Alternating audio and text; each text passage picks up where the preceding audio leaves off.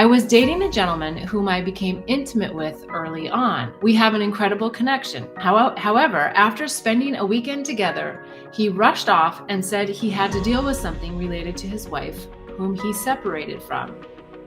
He's been transparent about this when we first met, but this came as a surprise.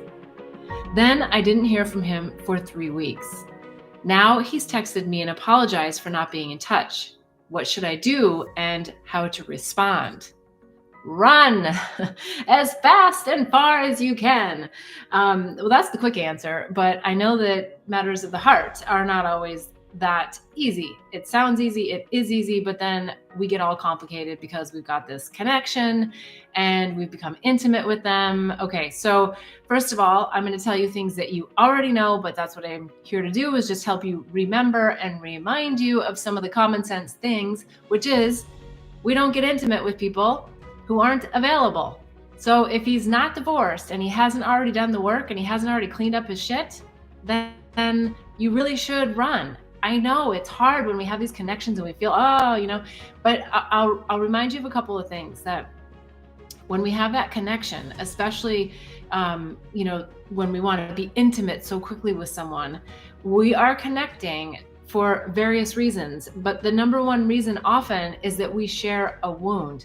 So we share a wound, a vibrational wound, something that's most likely hidden in your subconscious mind. It's not something that you're aware of, but you just have this connection. And so you feel at home, you feel at ease, and you want to merge. And that's part of life. But as we ascend, we want to be more aware, awake, and conscious of these connections that we have with people and what they're really here for. Because what we want to do is explore these connections without the intimacy in the beginning, so that we can get to know the person, that we can understand what our connection really is.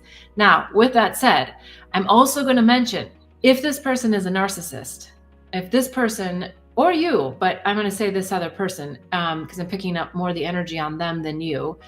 If there's a narcissistic tendency there, and they were really aggressive with wanting to become intimate, watch out for that, because there's definitely a way that narcissists can get in and get entangled quickly on our life cords and create a lot of havoc for our own discernment.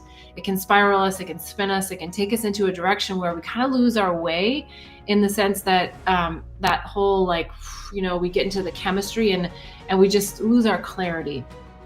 So that may be something that's happened here as well for you, but I want to go very specifically. So you spent a weekend together and he rushes off. Okay, so if there's no discussion about what that actually is, they're all in disarray.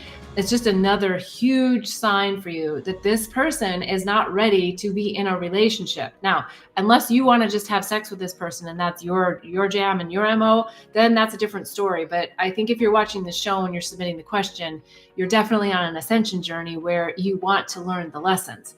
And the lesson is that we've got to let these people go, because they need to do their work and you need to do yours.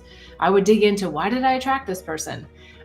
You don't have to go so far into it. It's like it's a new relationship, but hey, why did I get intimate so fast? Especially if it's something that you don't normally do. If you don't normally jump in so fast, that's, I think, why I'm picking up this energy of the possibility of a little bit of a narcissistic tendency of getting what they want. But hey, men also operate a little bit differently than women, and they want to jump a little bit faster into this intimacy, but they have a different end goal than a lot of women do. Women want to have that more intimate, touchy-feely, I'm here for you kind of relationship, whereas men are kind of a little bit more I want to be in the moment. And if he hasn't called in 3 weeks and then all of a sudden he picks up, his phone and texts you, the first thing you need to do is state exactly how you feel. Hey, it did not feel good that I didn't hear from you. It didn't feel vibrationally aligned for you to just jump and not communicate anything with me. So whatever it feels for you, I'm just adding some lines that come to mind. That's what you want to say in the text. Here's the most important thing. Then you must say, I wish you well.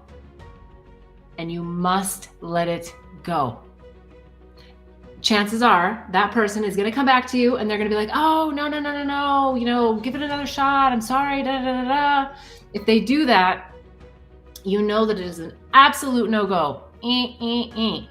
If they say, thank you, I will be back in touch on the backside of all of this, I so appreciate your support, then great. Then have that warm, fuzzy feeling about them. And we're always going to shine the light for them, but you're really going to just let them go. This is where the slippery slope starts. If you do not nip it here, you are headed for a shredded heart. Not just a broken heart, but a shredded heart. Because that person does not have the wherewithal to clean up their own mess before getting someone else involved in theirs. So you're single, you're ready to have a relationship and move into something and explore it. He's still dealing with getting divorced. If he's just separated, come on. We cannot waste our time with these men who are not doing their work. Okay, super important. Get on it, write the text, and let him go. Doesn't matter what he responds after that. Let him go. Do your work and let him clean up his own mess. I am always so appreciative of all the questions that you ask. Please go to bethbell.me. There's so much happening over there. Lots of new stuff being launched. You can ask more questions. There is the Awaken Inner Wisdom community membership coming. It may already be there if you're watching this on replay. Please come to bethbell.me. The Awakening Healing Handbook, Psychedelics Resource Guide, Herpes Handbook, so many resources, the Angels, Herpes, and Psychedelics book if you haven't read it.